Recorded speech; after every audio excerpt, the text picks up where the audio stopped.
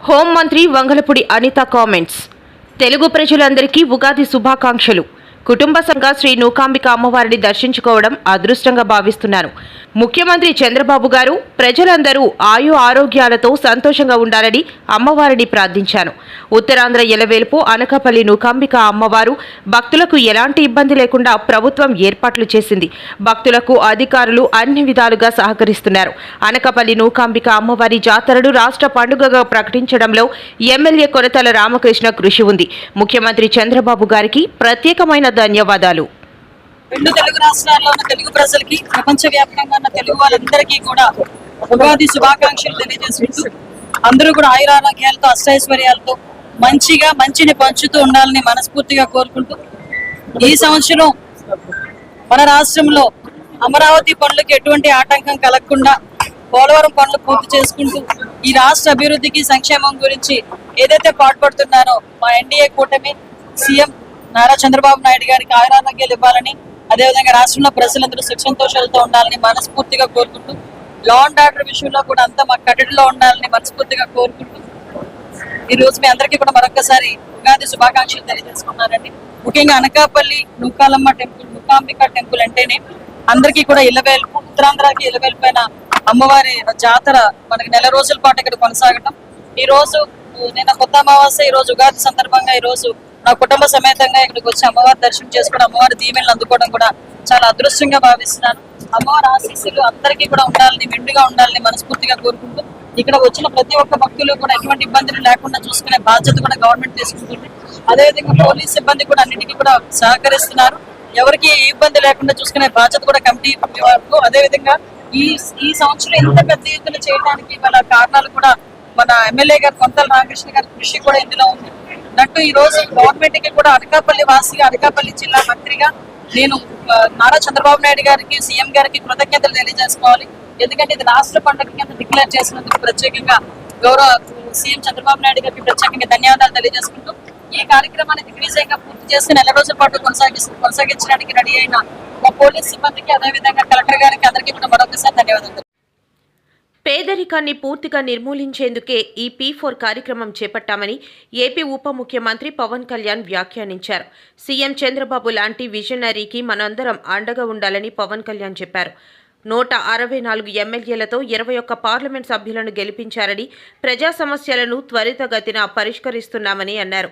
ఈ సందర్భంగా ఉగాది, రంజాన్ శుభాకాంక్షలు తెలిపారు. ప్రజలకు మంచి చేయాలనే ఆలోచనతోనే కూటమికి మద్దతు ఇచ్చానని అన్నారు. పార్లమెంట్ సభ్యులతోటి ఘన విజయం ఇచ్చినందుకు మీ అందరికీ ఈ ఉగాది పర్వదినాన మరోమారు మీకు ధన్యవాదాలు తెలియజేసుకుంటా ఉన్నాను. అంటే మీరే కనుక అండగా నిలబడకపోయిండుంటే ఈ రోజున ఇంత ఘన విజయం ఉండేది కాదు. ఈ రోజున మీరు ఎంతమంది గత ప్రభుత్వంలో ఎన్నిసార్లు చూసింటారు చెప్పండి. ఇక్కడున్న భవన నిర్మాణ కార్మికులు దాదాపు 59 మంది, 30 పైచిలుకు నుంచి 59 దాకా. అధికారికంగా ఆ రోజున మాకున్నది 34 మంది చనిపోయారు. అనధికారికంగా ఎక్కువ మంది చనిపోయారు, దాదాపు 100 లోపు చనిపోయారు అనేది ఉంది. అలాంటి భవన నిర్మాణ కార్మికుల్ని ఇబ్బంది పాలు చేసిన ప్రభుత్వం అదైతే, ఈ రోజున భవన నిర్మాణ కార్మికుల్ని వేదిక పైన కూర్చోబెట్టి మీకు కష్టం ఏంటి చెప్పు అని చెప్పి ఒక బలమైన, ఒక అనుభవశీలైన ఒక ముఖ్యమంత్రి ఆధ్వర్యంలో రాష్ట్రం ఎలా ఉంటుందో ఆ ప్రభుత్వానికి, ఈ కూటమి ప్రభుత్వానికి నిదర్శనం. 2014 నుంచి కూడా నేను ఎందుకు ఏమి ఆశించకుండా గౌరవ ముఖ్యమంత్రి శ్రీ నారా చంద్రబాబు నాయుడు గారికి మద్దతు ఇచ్చాను 2014 నుంచి. అంటే మన దగ్గర సత్తా లేనప్పుడు, అది ప్రజలకి ఉపయోగపడే సత్తా కానీ, బలం కానీ, సమర్థత, తెలివితేటలు, ప్రతిభ ఒక నాయకుల దగ్గర ఉన్నప్పుడు అది ఓట్లు చీలకుండా అది ఇస్తే అది ప్రజలకి బలం అవుద్దని 2014 నుంచి నేను అదే పని చేశాను.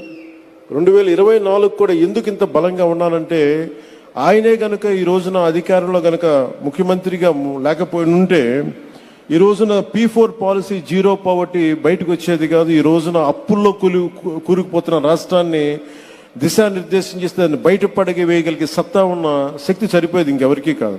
అందుకని మనస్ఫూర్తిగా కూటమికి, ఎన్డీఏ కూటమి నాయకులుగా, తెలుగుదేశం జాతీయ పార్టీ అధ్యక్షులుగా సమర్థవంతంగా కష్టాల్లో ఉన్న రాష్ట్రాన్ని మా అందరికీ మార్గదర్శకత్వం వహిస్తూ ముందుని నడిపిస్తున్న శ్రీ గౌరవనీయులు శ్రీ ముఖ్యమంత్రి శ్రీ నారా చంద్రబాబు నాయుడు గారికి ప్రత్యేకంగా ధన్యవాదాలు, కృతజ్ఞతలు, నమస్కారాలు తెలియజేసుకున్నాను. ప్రపంచవ్యాప్తంగా ఉన్న తెలుగు ప్రజలందరికీ, ప్రతి ఒక్కరికి ఉగాది పర్వదిన శుభాకాంక్షలు తెలియజేసుకున్నాను. మీకు కూడా.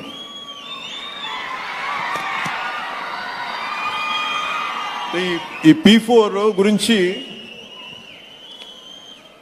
నాకేమనిపిస్తుంటే, P4 అంటే డబ్బులు ఇచ్చేయడం, అందరికీ ఒక ఆలోచన ఉంటుందేమో. P4 అనేది చాలా చాలా కీలకమైనది. ఇది ప్రభుత్వం ఉంటుంది, పబ్లిక్ ఉంటుంది, అలాగే ప్రైవేట్ వ్యక్తులు ఉంటారు. అలాగే ఇవన్నీ ఇంతమంది కలిస్తేనే పార్ట్నర్షిప్. ఇది ఇప్పుడు ఈ 4 మనకి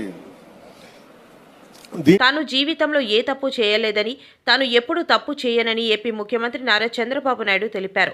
తన జీవితం ప్రజాసేవకే అంకితమని, తనకు మరే కోరికలు లేవని అన్నారు. తాను 9 సార్లు ఎమ్మెల్యేగా గెలిచానని అన్నారు. ఆంధ్రప్రదేశ్కి 4 సార్లు ముఖ్యమంత్రిగా పనిచేశానని గుర్తు చేశారు.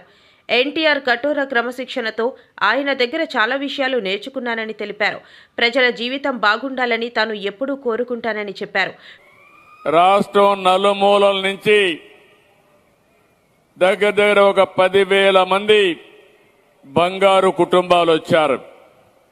పత్రికా విలేకరులకి, రాష్ట్రంలో ఈ కార్యక్రమాన్ని చూస్తున్నటువంటి ప్రజలందరికీ పేరు పేరున మనస్ఫూర్తిగా నా నమస్కారాలు, అభినందనలు, ధన్యవాదాలు. ఈరోజు ఉగాది అంటే మనందరికీ నూతన సంవత్సర వేడుక. తెలుగు మొదటి పండుగ.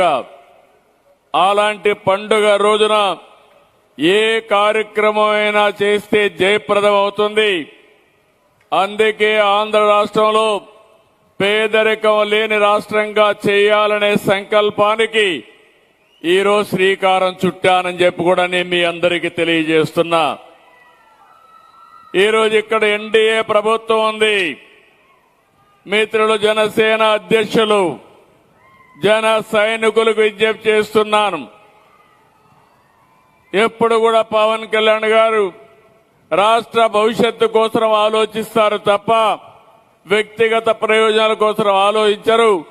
అలాంటి మిత్రుడితో కలిసి గవర్నమెంట్ లో ఉండడం ఇది ఒక సువర్ణ అవకాశం మనందరికని చెప్పి కూడా నేను మీకు తెలియజేస్తున్నా. కేంద్రంలో ఉండే బీజేపీ, ఎన్డీఏ, నరేంద్ర మోడీ గారు 2047కి భారతదేశాన్ని వికసిత్ భారత్ ద్వారా ప్రపంచంలోనే ఒక అగ్రదేశంగా తయారు చేయాలని ఆలోచిస్తున్నారు. ఆయనకి ఇలాంటి కార్యక్రమాలు చేయడం అంటే ఒక పట్టుదల. దేశం కోసం ఎలాంటి కార్యక్రమాలు చేయడానికైనా ముందుకొచ్చే వ్యక్తి. అలాంటి వ్యక్తి దేశానికి సరైన సమయంలో సరైన ప్రధానమంత్రి ఉండడం మనందరి అదృష్టం అని చెప్పి మరొకసారి మీ అందరికీ విజ్ఞప్తి చేస్తున్నాను. ఇలాంటి అవకాశం మళ్లీ రాదు.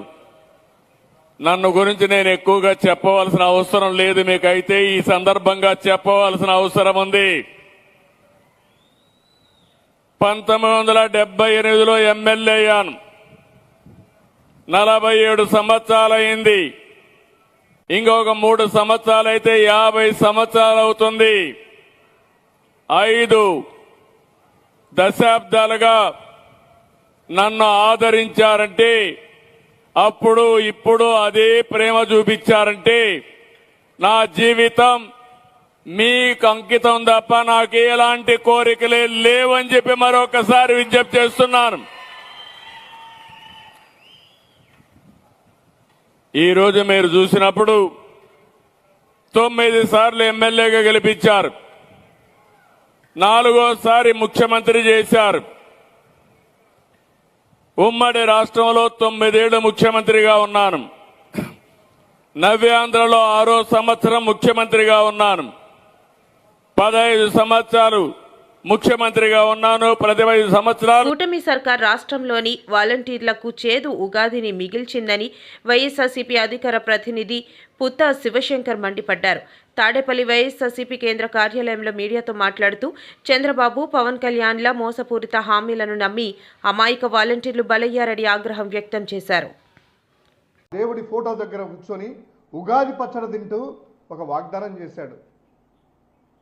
ఈ వాలంటీర్లు అనేటువంటి వ్యవస్థను కొనసాగిస్తాము, కొనసాగించడమే కాదు వారికి 5,000 నుంచి 10,000 రూపాయలు కాదు 10,000 కాదు, మీలో ఎంటెక్ ఉన్నారు, బీటెక్ ఉన్నారు, ఎంబీఏ వాళ్ళు ఉన్నారు, మీ అందరికి కూడా 50,000 వరకు వర్క్ ఫ్రమ్ హోమ్ ఫెసిలిటీ ఇచ్చేట్టుగా చేస్తాననేసి ఒక నయ వంచన చేసి భగవంతుని ముందర కూడా పండగ రోజు పచ్చడి తింటూ పవిత్రమైనటువంటి ఉగాది పచ్చడి తింటూ కూడా అబద్ధాలు ఆడచ్చు, మోసం చేయొచ్చు, వెన్నుపోటు పొడవచ్చు అని నిరూపించినటువంటి ఘనుడు చంద్రబాబు నాయుడు గారు. ఆయనేనా కరెక్ట్గా ఎప్పుడు జరిగిందంటే 2024 ఏప్రిల్ 9వ తారీఖున తర్వాత ఆ ఉగాది రోజు, దాని తర్వాత 2024 జూన్ 1వ తారీఖున పవన్ కళ్యాణ్ గారు ఆయన మాట్లాడుతూ ఏమంటారు, వాలంటీర్లను నేను ఒకటే చెప్తున్నాను, వాలంటీర్లో 1,00,000 మంది మహిళలు ఉన్నారని వైసీపీ మంత్రులు అంటున్నారు, మాట్లాడుతున్నారు. అమ్మ వారికి వాలంటీర్లకు ఆయన చేసేటువంటి వాగ్దానం చేసినటువంటిది, అమ్మ నేను ఓ అన్నగా చెప్తున్నా, మీకు 5,000 వస్తుంటే ఇంకొక 5,000 పెంచి ఇచ్చే మనసున్న వ్యక్తిని నేను. మనసున్న వ్యక్తి అంట ఆయన. నేను ఎప్పుడు కూడా పొట్ట కొట్టను అని నమ్మించేటువంటి మాటలు, గొంతు కోసేటువంటి మాటలు. అంతేకాకుండా తర్వాత మేనిఫెస్టోలో కూడా పెట్టారు. మేనిఫెస్టోలో ఉద్యోగస్తులు పెన్షనర్లు అనేటువంటి ఆ యొక్క హెడ్డింగ్తో కింద వాలంటీర్ల గౌరవ వేతనం 5,000 నుంచి 10,000 వరకు పెంచుతాము అన్నారు. ఒక్కసారి ప్రజలందరికీ కూడా ఆయన ఏం మాట్లాడారో మనం మాట్లాడేదానికంటే ఒక వీడియో ఆయన మాట్లాడిందే ఒక్కసారి మనము చూద్దాం. ఎందుకంటే వాలంటీర్లకి పాపము ఈరోజు 2.66 లక్షల మంది అంటే 2,66,000 మంది మన వాలంటీర్లు ఉంటే వారి కుటుంబాలు ఒక్కొక్కరికి నలగరేసుకున్నా కూడాను దాదాపు 10,64,000 మంది నోట్లో ఈరోజు ఉగాది పచ్చడి తినకుండా వారి నోట్లో మట్టి కొట్టినటువంటి వ్యక్తులు ఈ చంద్రబాబు నాయుడు గారు, ఈ పవన్ కళ్యాణ్, ఈ యొక్క కూటమి కథలు ఒక్కసారి చూడండి. అది ఒక్క పిలిచో దయచేసి మీడియా అన్నారు. చంద్రబాబు వాలంటీర్ల వ్యవస్థను కొనసాగిస్తామన్న ఆయన అందరికీ 10,000 గౌరవ వృత్తి కల్పిస్తామని హామీ ఇచ్చారు. అదే మరి ఎన్డీఏ మేమందరం 3 పార్టీల కూటమి మీకు హామీ ఇస్తున్నాం. మీ ఉద్యోగాలు తీసేయం, వాలంటీర్ వ్యవస్థ కొనసాగిస్తామని మరొక్కసారి మీ అందరికి హామీ ఇస్తున్నా. ఉగాది రోజున, పండుగ రోజున తీపి కబురు మీకు అందరికీ ఇస్తాం. 5,000 కాదు, మీకు రాబోయే రోజుల్లో 10,000 రూపాయలు పారితోషికం ఇచ్చే బాధ్యత మాది. అది బిగినింగ్. మీలో సమర్థత ఉంది, తెలివితేటలు ఉన్నాయి. ఇది ఎంట్రీ పాయింట్ మాత్రమే. ఇక్కడి నుంచి మీ ఇంట్లో మీరు కూర్చొని వర్క్ ఫ్రమ్ హోమ్. ఇప్పుడు 10,000 రూపాయలంటే ఒక సంఖ్య. 10,000 నుంచి 50,000, 1,00,000 రూపాయలు సంపాదించుకునే శక్తి వాలంటీర్లను మోసం ఏమిటో మనకు తెలుసు. ఆత్మవిశ్వాసం చాలా ముఖ్యం. ఆ విశ్వాసంతో నువ్వు ముందుకు దూసిగడితే ప్రకేళికలన్ పగిలింపరమ్మికన్ అన్ని రకాల పజిల్స్ ప్రకేళికలన్నింటినీ ఛేదించుకుని మనం ముందుకు వెళ్ళగలం ఖచ్చితంగా.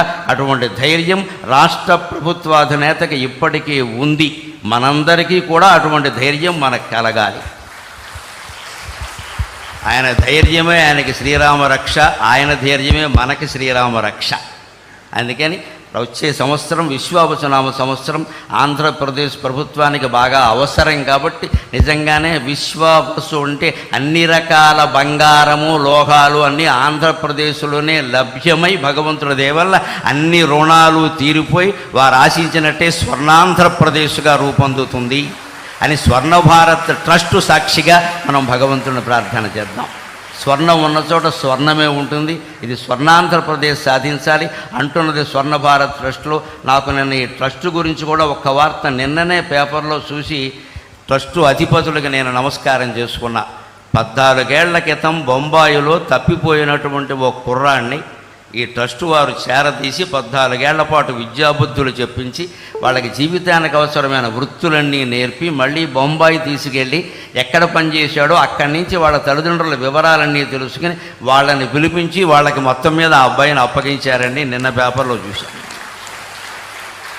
అందుకని మా అమ్మాయి ఇలాంటిదైనా దీప గారిని నేను ఆశీర్వదిస్తూ ఉన్నాను. నిజంగా ఇంత ట్రస్టు నడుపుతూ ఇంతటి మంచి కార్యక్రమాలు చేస్తూ నేను చూసి ఈ ట్రస్టు ఇంత గొప్పదా, దీనిగా నేను వెళ్ళబోతున్నదని నేను చాలా సంతోషించాను. నిజంగా దీన్ని ఆదర్శంగా తీసుకుని మనం స్వర్ణాంధ్రప్రదేశ్ నిర్మాణానికి ఎంత చేయాలో అంతా చేద్దాం. ప్రభుత్వానికి పూర్తిగా సహకరిద్దాం అన్ని విధాల.